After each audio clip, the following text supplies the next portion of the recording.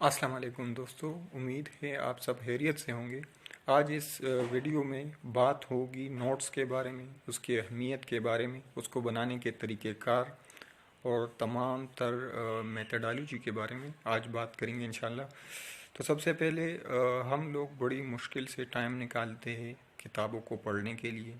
जब किताबें पढ़ते हैं तो हफ्ता 10 दिन बाद हमें महसूस होता है कि जैसे हमें कुछ याद ही नहीं रहता। कोई पूछे तो हम शर्मिंदा होते, एग्ज़ाम में बैठने के लिए भी हम प्रिपेयर खुद को नहीं समझते। कुछ लोगों को बड़ी परेशानी और डर सा लगने लगता है कि ये सब कुछ मतलब मेंटल कोई प्रॉब्लम है, फिज़िकली कोई इशू है। तो इसमें डरने परेशान होने की कोई बात नहीं। दरअसल ये नेचुरल है, हर किसी के साथ होता है। इस इशू को ओवरकम करने के लिए हमें क्या करना चाहिए? तो इसको ओवरकम करने के लिए हमें बुक्स को रीड करने का सही तरीक़ेकार अपनाना होगा। उसके बाद हमें चीज़ें याद होती है। जो भी चीज़ें हम पढ़ते हैं ये कहीं ना कहीं हमारे दिमाग में सेव होती रहती है, स्टोर होती रहती है। लेकिन अगर हम इसको सही से याददाश्त बनाने की कोशिश करना चाहते हैं तो फिर किताब को पढ़ने का तरीका हमने बदलना होगा। उसके लिए क्या तरीक़ेकार है?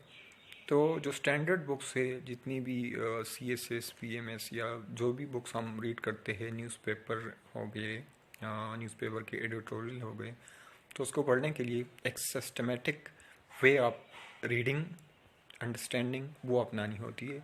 उसके लिए हमने जो भी कंसेप्ट्स है पैराग्राफ्स के अंदर, उस कंसेप्ट्स को हमने अंडरलाइन करना होता है। साथ साथ पेंसिल, पेन या हाइलाइटर के ज़रिए हम उसको अंडरलाइन करते जाए।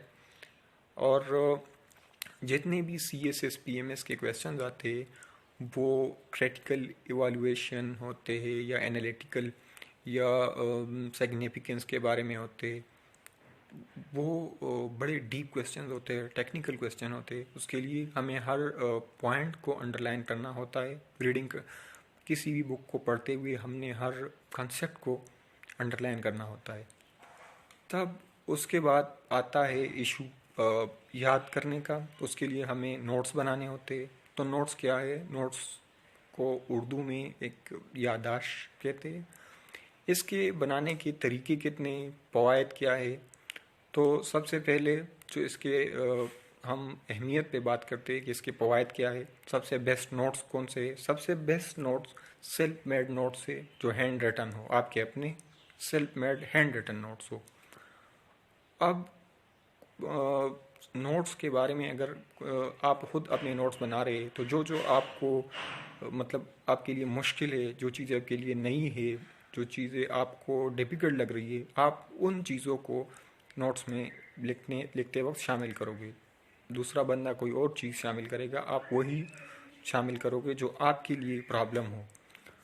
अब इसके फ़वाइद क्या है? तो CSS PMS में हमेशा वही लोग अच्छा स्कोर कर जाते हैं जो जिनकी प्रेजेंटेशन बेस्ट हो, जिनकी हैंड राइटिंग बेस्ट हो। ये चीज़ें अच्छे मार्क्स में बहुत मैटर करती है। तो नोट्स बनाने से आपके हैंड राइटिंग और आपके प्रेजेंटेशन ये दोनों बेहतर होगी, जो अच्छे मार्क्स की एक ज़मानत है। अब इसके बाद आते हैं कि नोट्स के कितने तरीके हैं। तो नोट्स के 4 तरीके हैं। सबसे पहला तरीका जो सबसे इजी भी है, अक्सर बुक्स जो होते हैं स्टैंडर्ड लेवल के, international law, international relation, political science, जितने भी बड़े टेक्निकल बुक्स है, उसमें हेडिंग्स नहीं होती। तो जब हेडिंग्स नहीं होती तो उस बुक्स के जो सबसे आसान तरीका है, बच्चों वाला तरीका है बिल्कुल, उससे हम नोट्स बना सकते हैं। पैराग्राफ का पहला सेंटेंस और पैराग्राफ का लास्ट वाला सेंटेंस वो हम लिख के और लिखते जाए। एक चैप्टर हम शुरू करते हैं तो उसका हर पैराग्राफ का पहला और लास्ट लाइन हम नोट करते जाए एक पेपर पे साथ साथ। ये सबसे आसान तरीका है। तो हमें पता चलेगा कि इस पैराग्राफ के अंदर ये आतर क्या कहना चाहते हैं, और एंड लाइन से हमें पता चलेगा कि कहाँ तक उसने बात की है, नेक्स्ट पैराग्राफ में क्या आने वाला है। इस तरह से हम तमाम पैराग्राफ्स के 5 पैराग्राफ है तो 5 पैराग्राफ के 10 सेंटेंसेस हम लिख लेते, पहला और लास्ट, पहला और लास्ट, पहला और लास्ट। इस तरह से ये एक मेथड है। लेकिन ये काफ़ी नहीं है इससे आपकी तैयारी अच्छी नहीं हो सकती। अगर आप CSS PMS की तैयारी कर रहे, इसके लिए आपको अच्छे से नोट्स बनाने होंगे, अच्छा तरीका अपनाना होगा, टेक्निकल जो हर तरीके से बेस्ट हो। उसके लिए दूसरा जो मेथडोलॉजी है थोड़ा मुश्किल है, लेकिन टाइम कंज्यूमिंग भी है, लेकिन सबसे बेहतर है, तो उससे आप बेहतरीन नोट्स बना सकते हैं। वो है ब्रीफ नोट से कम से कम 20-25 मिनट लगते हैं। उससे आपको, उसमें आपने क्वेश्चन बनाने होते हैं, जो भी आप कंसेप्ट लिख रहे होते हैं, छोटे छोटे क्वेश्चन बनाए, उसके 4-4, 5-5 लाइन में आंसर्स लिखे, और उसमें एक क्वेश्चन ये भी ऐड करे कि मैंने क्या क्या चीज़ें सीखी है इसमें, तो वो भी एक लिखे। एक कंक्लूजन रिमार्क्स जो होते वो भी अपने तौर से जो आपका ख्याल है इस बारे में वो भी ऐड करें। 4-5 क्वेश्चंस की सूरत में नोट्स बनाना, ये दूसरा तरीका है। नंबर 3 तरीका जो है, थर्ड वन, वो हेडिंग्स नोट करने का है। आप जो भी नोट्स, जो भी बुक पढ़ रहे जिसमें हेडिंग दिए हुए, आप वो हेडिंग नोट करते जाए, सब हेडिंग और पहले वाले हेडिंग, ये हेडिंग नोट करते जाए। ये एक मेथड है। फोर्थ वन जो है वो है हेडिंग के सामने एक एक लाइन लिखना उसके बारे में, हेडिंग के बारे में। ये भी एक मेथड है। ये 4 मेथड्स है। अब इसके फ़ायदे क्या है? तो इसके बहुत सारे फ़ायदे हैं।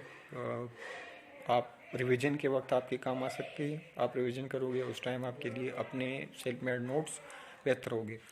अगर आप सबसे बेस्ट नोट्स बनाना चाहते हैं तो ब्रीफ नोट्स बनाएं, जिसमें आप लेंथी जाए नोट्स दे, हेडिंग दे, और उसके सामने 3-3, 4-4 लाइंस में आप लिख के, फिर अगर आपका एक क्वेश्चन है वो 4 पेजेस पे आ गया, तो उस क्वेश्चन को अगर आप दोबारा अपने नोट्स को पढ़ते हैं तो फिर अपने साथ पेन और नोटबुक वगैरह रख के उससे बुलेट फॉर्म में कन्वर्ट करें। मतलब एक वर्ड दे, उसके सामने एक छोटा सा फ्रेज लिख के जिसमें वो मतलब समझ आ जाए, बुलेट फॉर्म में कन्वर्ट करना इसको कहते हैं। आप अपने ब्रीफ नोट्स को बुलेट फॉर्म नोट्स में कन्वर्ट कर दें तो वो कंसेप्ट और भी माइनर हो जाएगा। 3-4 पेजेस को आप हाफ पेज तक ला सकते हैं। ये भी एक है।